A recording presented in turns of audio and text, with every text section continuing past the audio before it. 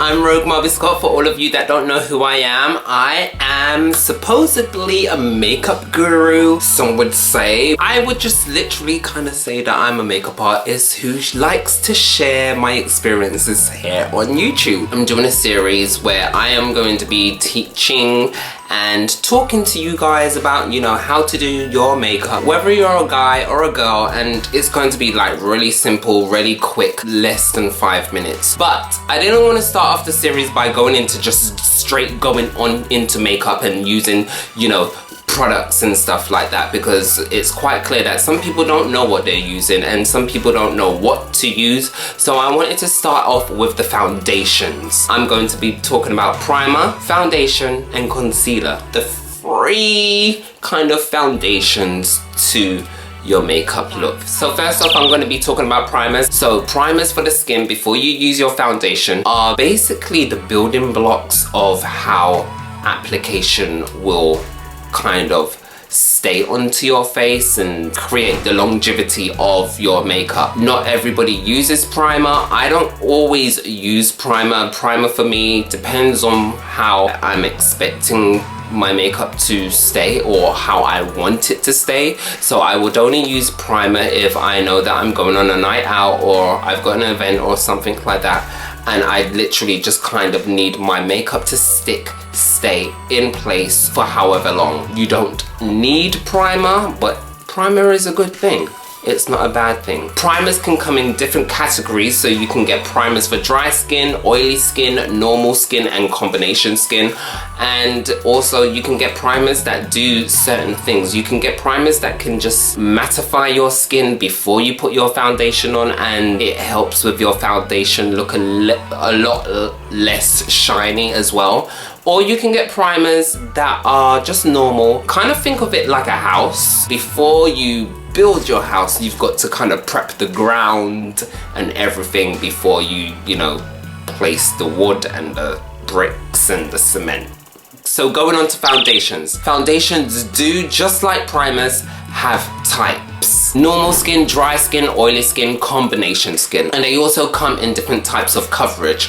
So you have your sheer coverage, you have your light coverage, you have your medium coverage, and you have your full coverage. I'm going to talk quickly about the coverages that you may come across. So you have your sheer coverage. You want your skin to look neat, but you don't want to feel like you're wearing makeup. Sheer coverage doesn't hide away discoloration or blemishes, but it does kind of even out. It blurs the lines between those dark areas that you may have on your skin. That pretty much is what sheer coverage is. Then you've got your light coverage. Your light coverage can cover up some unevenness in the skin tones and some slight blemishes, but it's not going to cover freckles. If you've got freckles or moles or anything on your face, it's just not going to cover those up. Medium coverage. Now, medium coverage is what I tend to like to go to for me. Not because I do have freckles around here, and you probably can't tell because I'm wearing medium coverage. But medium coverage is one of those foundations that I would tend to use on clients or on myself because it just erase mostly what I need to get rid of so that I can work on and add what I need to add on. Medium coverage literally does what light and sheer does not do. Full coverage. That is pretty much explanatory, self-explanatory, and if it's not, let me just tell you. So I have a tattoo here and I have tattoos everywhere else on my body. I'm not like Jeffree Star where I've got tons of them. However, if I was, full coverage is the foundation that you would go to if you wanted to cover up scarring, any tattoos, any just dark areas in your body, or you just want a new canvas to work with. That is what full coverage is. It's kind of like literally, you know, when, like I said, let's go back to the house. If you've got purple walls, kind of try and strip that paint off, put on a white base, a nice emotion base, and then go on with your new color. That is what a full coverage will do for your skin. In terms of using foundation, you always need to kind of you need to color match, you need to shade match as well. So shade matching you would do here on your jawline. Yes, this is what I would say to my clients, and this is what I say to my friends, and this is what I do for myself. Get the shade that you feel matches your skin tone perfectly, then get one shade that is lighter and another shade that is darker, and if none of them mix perfectly into your skin, they don't blend in and, you know, smoothly go there, mix and match with the 3 shades that you've got, and then you've got your perfect base. You're always gonna need 3 different shades. You need your summer shade, you need your normal shade, and you need your winter shade. So test it on your jawline. If it blends in nicely, that's good for you. Going on to concealers now. Concealers are just like foundations. However, concealers you can use without using foundation. And with concealers with me, I tend to use concealers just underneath my eyes, and sometimes I will use it on any part of my face that I see, like I might have shaved and I got a black mark there because I was just trying to scratch off the pimple scab or whatever, or I got a blemish or whatever.